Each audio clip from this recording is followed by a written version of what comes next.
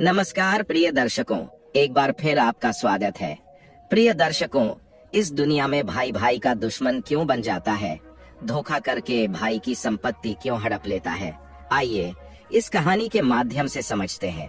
एक बार की बात है, एक तालाब के किनारे एक पेड़ पर तोता और मैना रहा करते थे। तोता मैना के पास बैठा हुआ था। मैना ने तोते से पूछा, मैं जंगल से उड़ते हुए आ रही थी। मैंने देखा कि भाई भाई की जान का दुश्मन बना हुआ है। भाई भाई की संपत्ति हड़पने में लगा हुआ है। भाई भाई की पत्नी को छीनने में लगा हुआ है। एक भाई दूसरे भाई को धोखा देने में लगा हुआ है। हे स्वामी, जब मैंने यह नजारा देखा तो मेरा मन विचलित हो गया। इसीलिए मैं आपसे 2 प्रश्न पूछना चाहती हूँ। यदि आप मेरे प्रश्नों का उत्तर देकर मेरे मन को संतुष्ट कर दें तो आपकी बड़ी कृपा होगी। फिर तोता मैना से कहता है, हे प्रिय, ठीक है, तुम अपने दोनों प्रश्न बताओ। मैं तुम्हें तुम्हारे दोनों प्रश्नों के उत्तर देकर तुम्हारे मन को संतुष्ट करने का पूरा प्रयास करूंगा। मैना कहने लगी, हे स्वामी, मेरा पहला प्रश्न है कि भाई भाई का दुश्मन क्यों बन जाता है? मेरा दूसरा प्रश्न है कि भाई का हिस्सा हड़पने वाले व्यक्ति को कौन सी सजा मिलती है? फिर तोता कहता है, हे मैना, तुम्हारे दोनों ही प्रश्न बहुत ही महत्वपूर्ण हैं। जो भी इन प्रश्नों से प्राप्त ज्ञान को अपने जीवन में उतारेगा, वह कभी भी अपने भाई का दुश्मन नहीं बनेगा। वह अपने भाई का हिस्सा कभी भी नहीं हड़पेगा। वह अपने भाई की पत्नी को छीनने की कोशिश भी नहीं करेगा। मैं तुम्हें तुम्हारे दोनों प्रश्नों के उत्तर देने से पहले एक छोटी सी कहानी सुनाता हूँ। इस कहानी को बहुत ही ध्यान से सुनना। यदि तुमने इस कहानी को ध्यान से सुना तो निश्चित ही तुम्हारे दोनों प्रश्नों का उत्तर तुम्हें मिल जाएगा और तुम्हारा मन पूरी तरह से संतुष्ट हो जाएगा। फिर मैना तोते को कहानी पूरी सुनने का वचन देती है और कहती है, अब कहानी शुरू कीजिए। मैं कहानी को पूरे मन से सुनूंगी। प्रिय दर्शकों, कहानी शुरू करने से पहले मेरा आप सभी से अनुरोध है कि आप हमारी कहानी में खो जाएं। उससे पहले हमारे चैनल को सब्सक्राइब करके बेल आइकॉन अवश्य दबा लें, जिससे हमारी हर वीडियो का नोटिफिकेशन सबसे पहले आप तक पहुंचे और आप हमारी हर वीडियो से प्राप्त ज्ञान को अपने जीवन में उतार सकें। तो चलिए कहानी शुरू करते हैं। तोता कहता है, हे प्रिय, एक नगर में एक राजा था। उसके महल में एक बहुत ही सुंदर बाग था। उस बाग में तरह तरह के फूलों के पौधे और अनेक प्रकार के मीठे फलों के पेड़ थे। इसके अलावा उस बाग में सबसे आश्चर्यजनक चीज एक सेब का पेड़ था, जिसमें सोने के सेब लगते थे। उस राजा ने उस पेड़ की देखभाल के लिए खास इंतजाम कर रखा था। जब इसके फल पकते थे तो चौकीदार रात दिन उस पेड़ का पहरा देते थे, ताकि कोई सोने का सेब चुरा ना सके। तोता कहता है, हे प्रिय, लेकिन एक दिन की बात है, जब बाग के माली ने सोने के सेबों को गिना तो उसमें एक सेब गायब था।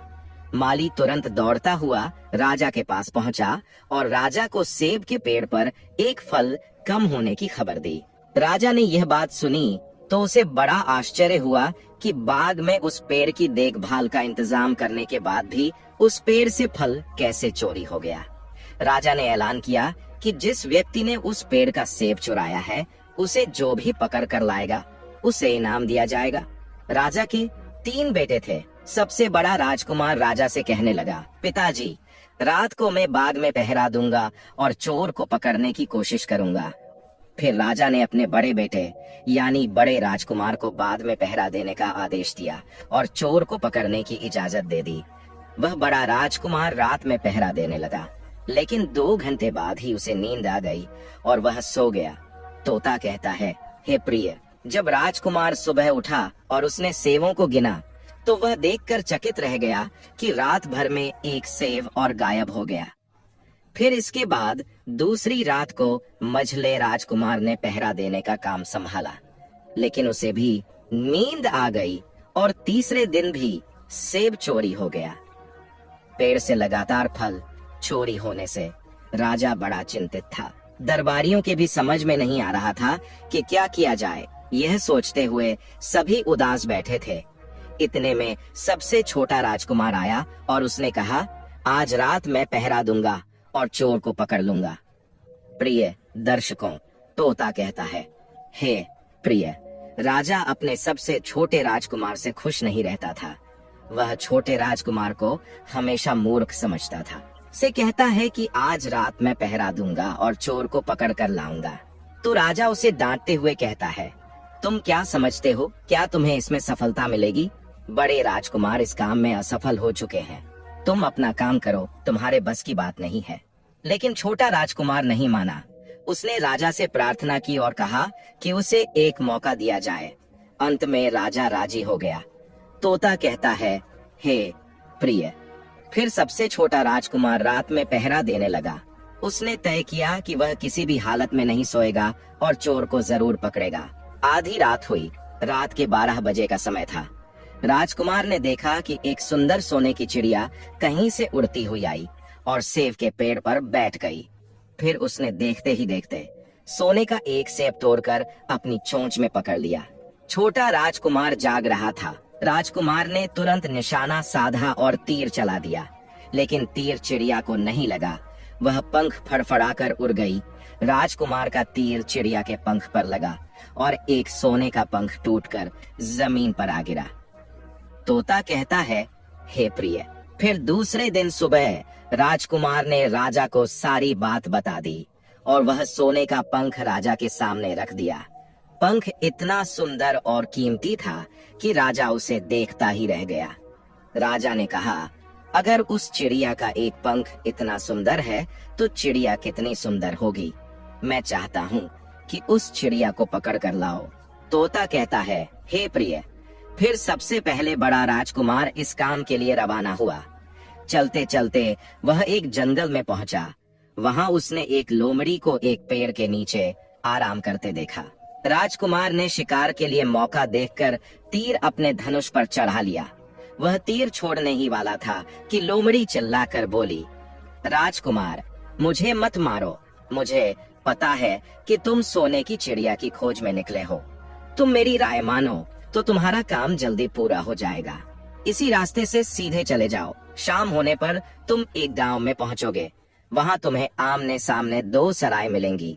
एक सराय खूब सजी सजाई होगी और दूसरी सराय बहुत ही भद्दी दिखाई देगी। तुम एक काम करना, जो सराय सजी सजाई और सुंदर दिखे उसके अंदर मत जाना। यदि तुम ऐसा करोगे तो तुम्हारा काम बहुत ही आसानी से हो जाएगा। तोता कहता है, हे प्रिय। लोमड़ी की बात सुनकर बड़े राजकुमार को हंसी आ गई।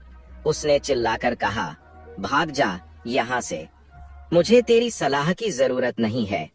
ऐसा कहकर बड़े राजकुमार ने लोमड़ी पर तीर छोड़ दिया, लेकिन लोमड़ी बहुत चालाक थी। वह बचकर भाग गई। बड़ा राजकुमार आगे चला गया। शाम को जब वह गांव में पहुंचा तो उसने देखा कि सचमुच सड़क के किनारे 2 सराय थीं। एक सराय सजी सजाई थी और वहां से लोगों के नाचने गाने की आवाज आ रही थी। वहीं दूसरी सराय बहुत भद्दी थी और वहां अंधेरा था। राजकुमार ने लोमड़ी की बात पर ध्यान नहीं दिया। वह सजी सजाई सराय में ठहर गया। थोड़ी देर में वह भूल गया कि वह असल में सोने की चिड़िया की खोज में निकला था, क्योंकि जो भी व्यक्ति उस सजी सजाई सराय के अंदर जाता वह अपने काम को भूल जाता। इसीलिए बड़ा राजकुमार भी उस चिड़िया के बारे में भूल गया। जब काफी समय बीत गया और बड़ा राजकुमार नहीं लौटा तो मझला राजकुमार सोने की चिड़िया की खोज में निकल पड़ा। वह भी जंगल में पहुंचा और उसी लोमड़ी से मिला। लोमड़ी ने मझले राजकुमार को भी वही सलाह दी जो बड़े राजकुमार को दी थी, लेकिन मझले राजकुमार ने भी लोमड़ी की बात पर कोई ध्यान नहीं दिया। शाम को जब वह गांव में पहुंचा तो वह भी सजी सजाई सराय में ठहर गया। वहां के नाच गाने के रंग में मस्त होकर वह भी अपना काम भूल गया। यहाँ तक कि उसे घर लौटने की भी सुध नहीं रही।